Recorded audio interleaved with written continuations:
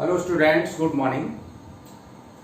देखिए, जो हमारा लास्ट लेक्चर हुआ था इससे पहले वाला, उस लेक्चर में हमने आपको तीन बातें बताई थी। एक तो बताया था आपका रेजिस्टेंस, और रेजिस्टेंस V इक्वल आपको बताया था आई आर, और R इक्वल क्या बताया था V अपॉन आई। ये क्या था? ये किसी भी कंडक्टर के कंडक्टेंस में जो ऑब्स्ट्रक्शन था वो कहलाया था रेजिस्टेंस। तो resistance was the obstruction in the flow of current. दूसरा आपको हमने टॉपिक बताया था वो था कंडक्टेंस। कंडक्टेंस क्या था?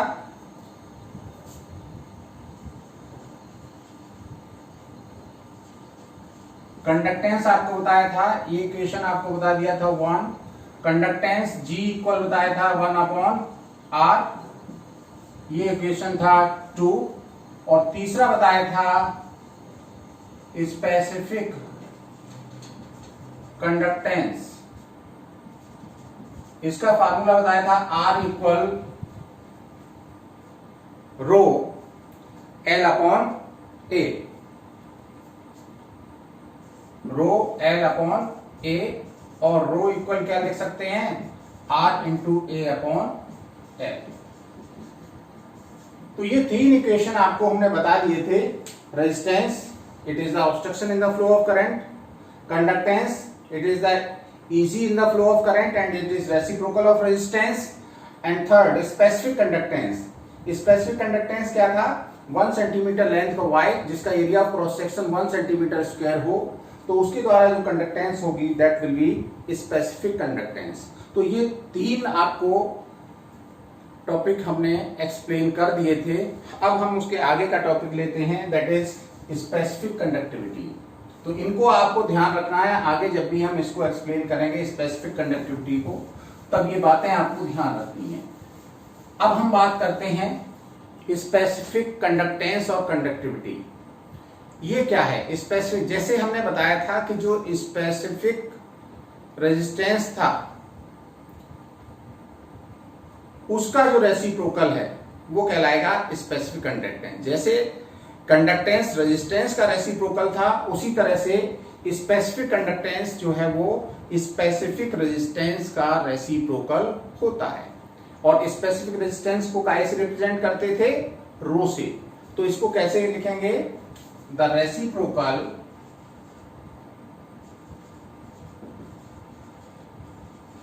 ऑफ स्पेसिफिक रेजिस्टेंस, इसको रेजिस्टिविटी भी बोलते थे, रो से डिनोट करते थे, is known as specific conductivity और सिंपली कंडक्टिविटी। इसको डिनोट कैसे करते हैं? It is denoted by kappa. ये क्या है? कप्पा। इसको कप्पा से डिनोट करते हैं। इसका मतलब क्या हो गया? That is kappa equal 1 upon rho. ये इक्वेशन मान लें 4। अब आपने पढ़ रखा है कि रो इक्वल क्या होता है। सिंस रो इक्वल आर, आपने पढ़ा था R equal rho L upon A, therefore rho equal क्या हो जाएगा? रो इक्वल हो जाएगा R into A upon L. ये किससे आया? From equation second. जो आपका सेकेंड इक्वेशन था उसमें आर इक्वल पढ़ा था रो एल अपॉन ए, तो उससे रो इक्वल हो गया R into A upon L. अगर ये वैल्यू हम इस इक्वेशन में पुट कर दें तो क्या हो जाएगा? कप्पा इक्वल हो जाएगा 1 upon R into A upon L। अब ये आपको ठीक से अरेंज कर लो तो 1 upon R into L upon A, ये इक्वेशन आ गया फिफ्थ। तो कप्पा इक्वल हो गया 1 upon R into L upon A। अब आपने पढ़ा है 1 अपॉन R, ये क्या होता है, ये कंडक्टेंस होती है जिसको D से डिनोट करते हैं। तो सिंस G इक्वल होता है 1 upon R, therefore kappa equal हो गया G L अपॉन A। ये आपका इक्वेशन आ गया 6। तो कप्पा इक्वल आ गया conductance into L upon A। अब इसको डिफाइन कैसे करेंगे, what is specific conductance? If L equal 1 centimetre and A equal कितना है 1 सेंटीमीटर स्क्वायर रख दें, स्पेसिफिक लेंथ ले लें, specific area of cross section ले लें, तो कप्पा इक्वल क्या आ जाएगा G। G कंडक्टेंस है, ये स्पेसिफिक कंडक्टेंस है। तो किसी कंडक्टर की कंडक्टेंस जिसका लेंथ 1 सेंटीमीटर हो, area of cross section 1 centimetre square हो, तो उसकी जो भी कंडक्टेंस होगी वो कहलाएगी स्पेसिफिक कंडक्टेंस। इसको किस तरह डिफाइन कर सकते हैं? Specific conductance is the conducting power और conductance of a conductor whose length is 1 centimetre and area of cross section is 1 centimetre square. तो अब हम इसको डिफाइन कर लेंगे, hence specific conductance is the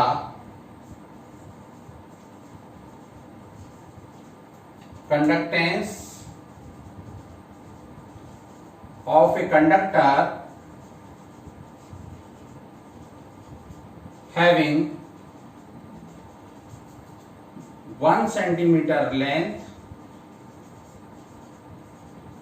and area of cross section 1 centimetre square. तो इस तरह से हम स्पेसिफिक कंडक्टेंस को एक्सप्लेन कर सकते हैं कि किसी भी कंडक्टर जिसकी लेंथ 1 सेंटीमीटर हो और area of cross section 1 centimetre square हो, तो उसकी जो भी कंडक्टेंस होगी वो कहलाएगी स्पेसिफिक कंडक्टेंस।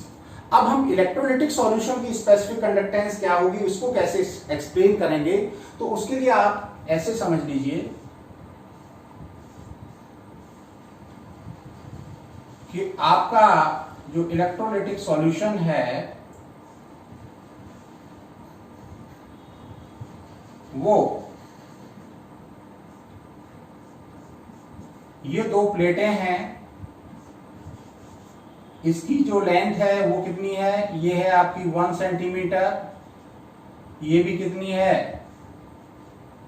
1 सेंटीमीटर। तो इसका एरिया कितना हो जाएगा 1 सेंटीमीटर स्क्वायर, और ये लेंथ कितनी है 1 सेंटीमीटर। 2 प्लेट्स हैं, इसका भी एरिया 1 सेंटीमीटर स्क्वायर है, इसका भी 1 सेंटीमीटर स्क्वायर है। इसके बीच की डिस्टेंस, दोनों प्लेट्स के बीच की डिस्टेंस कितनी रखी गई है 1 सेंटीमीटर स्क्वायर। तो इसके अंदर जो इलेक्ट्रोलिटिक सॉल्यूशन भर दिया गया उसका वॉल्यूम कितना हो जाएगा 1 सेंटीमीटर क्यूब। तो हम electrolytic conductance, specific conductance of electrolytic solution कैसे डिफाइन करेंगे? Conductance of 1 centimetre cube of the solution. Wire की जब हम करते हैं तो कैसे करेंगे, 1 सेंटीमीटर लेंथ और एरिया ऑफ क्रॉस सेक्शन कितना होना चाहिए 1 सेंटीमीटर स्क्वायर। लेकिन जब हम बात करेंगे किसकी, इलेक्ट्रोलिटिक सॉल्यूशन की स्पेसिफिक कंडक्टेंस की, तो वो कहलाएगी 1 सेंटीमीटर क्यूब सॉल्यूशन की कंडक्टेंस। तो ये for electrolytic solution it is the conductance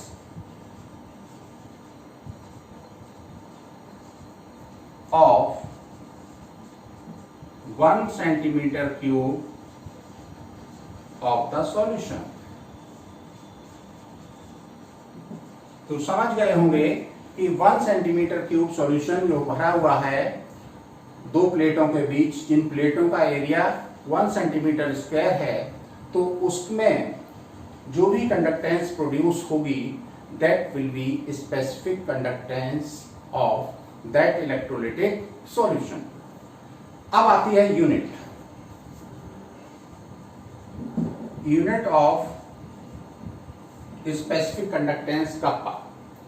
जैसा आपने देखा है कप्पा इक्वल क्या है, सिंस कप्पा इक्वल आपने पढ़ा है 1/रो, तो यूनिट ऑफ कप्पा क्या हो जाएगी, यूनिट ऑफ कप्पा इक्वल 1/रो की यूनिट क्या पढ़ी है आपने, ओम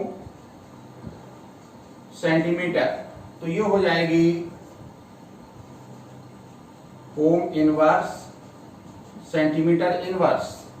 ओम को हम ओमेगा भी बोलते हैं, तो और इसको बोल देंगे omega inverse centimetre inverse. Omega inverse को हम क्या बोलते हैं, साइमन, तो हम साइमन सेंटीमीटर इनवर्स। तो ये आपकी यूनिट्स हो गई काय की, कप्पा की। हम कप्पा की यूनिट इससे भी निकाल सकते थे 1/r × L/A से, r की ओम हो गई, ये सेंटीमीटर है, ये सेंटीमीटर स्क्वायर है, तो ओम इनवर्स हो जाएगा, सेंटीमीटर यहां रह जाएगा नीचे, सेंटीमीटर सेंटीमीटर स्क्वायर, तो सेंटीमीटर इनवर्स आ जाएगा।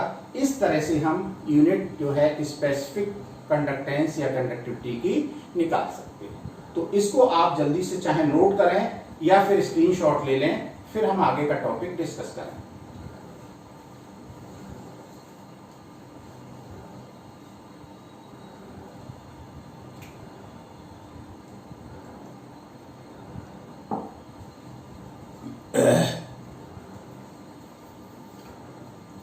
हाँ, आपने नोट कर लिया होगा। तो ये तो आपका रहा स्पेसिफिक कंडक्टिविटी और स्पेसिफिक कंडक्टेंस। अगला टॉपिक हम डिस्कस करने जा रहे हैं वो है मोलर कंडक्टिविटी। तो आगे देखेंगे कि मोलर कंडक्टिविटी क्या है। मोलर कंडक्टिविटी का मतलब क्या है, इसको हम आगे टॉपिक में देखना चाह रहे हैं।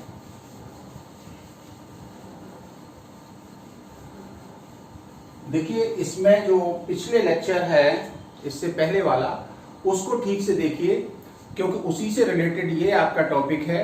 तो सारा सिलेबस एक तरह से अप्लाइड होता चला जाता है, पिछले टॉपिक से रिलेट करता है, इसलिए सिस्टमेटिकली आप सारे वीडियोस देखते रहिए, जिससे आगे के वीडियो समझने में कोई प्रॉब्लम नहीं होगी। जब बीच में से कोई आप वीडियो देखने लगते हैं तो उसमें प्रॉब्लम आती है। तो इस बात का ध्यान रखें कि सिस्टमेटिकली शुरू से वीडियो देखते चले जाइए, पर डे आप उनको पढ़िए।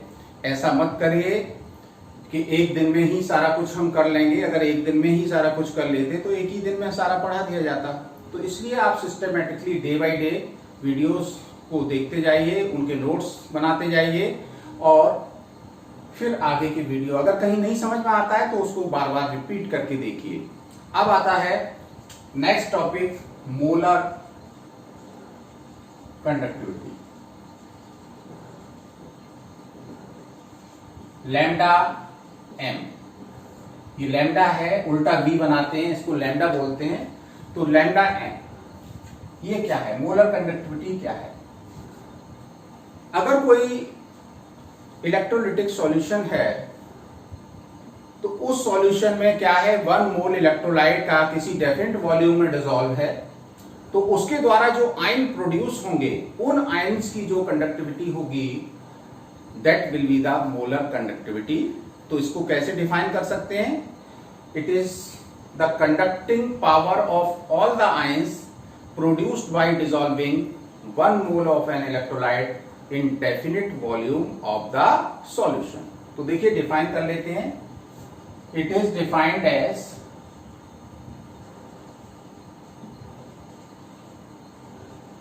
conducting power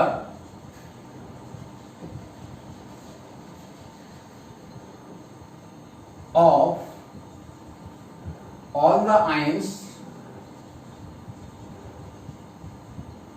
produced by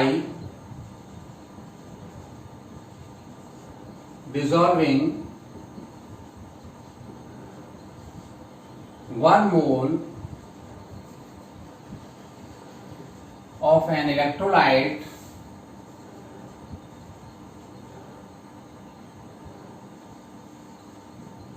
in definite volume, मान लीजिए 20 centimetre cube of the solution. It is denoted by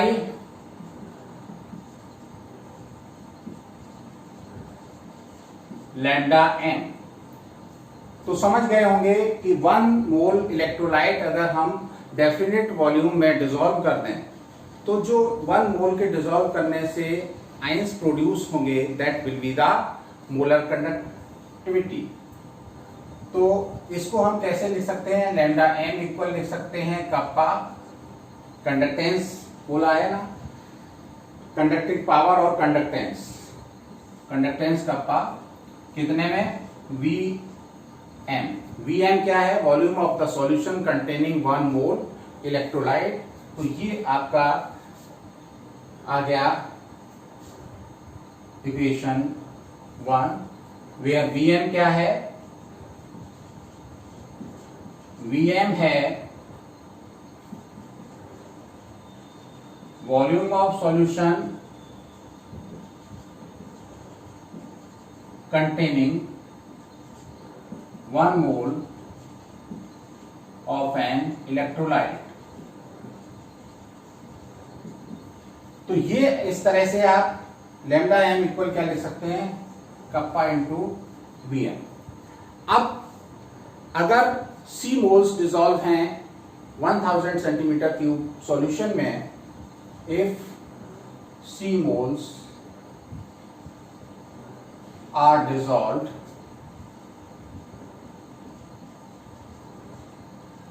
in 1000 centimeter cube of solution, then lambda m equal क्या हो जाएगा? ये हो जाएगा kappa into 1000 upon C M. अगर C mole 1000 centimetre cube solution में डिसॉल्व हैं तो उसको हम क्या कहेंगे? मोलरिटी कह देते हैं। तो इसको इस तरह भी लिख सकते हैं, और lambda M equal kappa into 1000 upon molarity. तो ये आपका इक्वेशन आ गया सेकंड। तो इस तरह से हम मोलर कंडक्टिविटी और कंडक्टिविटी में रिलेशन निकाल सकते हैं कि molar conductivity equal conductivity into 1000 upon molarity. ये रहा आपका मोलर कंडक्टिविटी। अब बात करते हैं unit of lambda N. Molar conductivity की यूनिट क्या होगी, कैसे निकालेंगे? जैसे आपने अभी पढ़ा है, सिंस लैम्डा एम इक्वल क्या पढ़ा है? कप्पा इंटू वी एम, ठीक है ना? कप्पा इंटू क्या पढ़ा है? V M. तो यूनिट ऑफ लैम्डा एम क्या होगी? यूनिट ऑफ कप्पा, कप्पा की यूनिट आपने अभी अभी पढ़ी है क्या? Ohm inverse centimetre inverse. तो कप्पा की यूनिट लिख लें, ohm inverse centimetre inverse into ये वॉल्यूम किसमें है? सेंटीमीटर क्यूब में, और ये सी मोल डिसॉल्व हुए हैं तो इसकी यूनिट क्या हो गई? मोल हो गई। तो आप इसको अगर देखें तो क्या निकल के आएगी? ओम इनवर्स सेंटीमीटर स्क्वायर, ये क्यूब है ये इनवर्स है, तो मिला के क्या हो गया? Centimetre square mole inverse. ये आ गई आपकी यूनिट ऑफ मोलर कंडक्टिविटी। अब ओम को हम ओमेगा भी लिखते हैं, साइमन भी लिखते हैं, तो इस तरह से हम इसको ये भी लिख सकते हैं, ओम इनवर्स की जगह क्या लिखते हैं? Omega inverse, omega inverse centimetre square mole inverse या फिर Simon centimetre square mole inverse. तो इस तरह से हम मोलर कंडक्टिविटी को डिफाइन कर सकते हैं। आपका स्पेसिफिक कंडक्टिविटी, मोलर कंडक्टिविटी, इस पर बेस्ड न्यूमेरिकल आपके बोर्ड एग्जाम्स में पूछे जाते हैं। तो पहले आप इन सारे एक्सप्रेशंस को ठीक से समझ लीजिए, इनकी यूनिट्स याद रखिए। इसके बाद हम जो डिस्कस करेंगे वो करेंगे इनके कुछ न्यूमेरिकल्स पर डिस्कशन करेंगे। तो ये सारे टॉपिक एक बार फिर से, इससे पिछले वाला लेक्चर और ये लेक्चर एक बार फिर से देख लीजिए, इसको समझ लीजिए, इनके नोट्स बना लीजिए, फिर हम इनके न्यूमेरिकल्स पर डिस्कशन करेंगे। Thank you.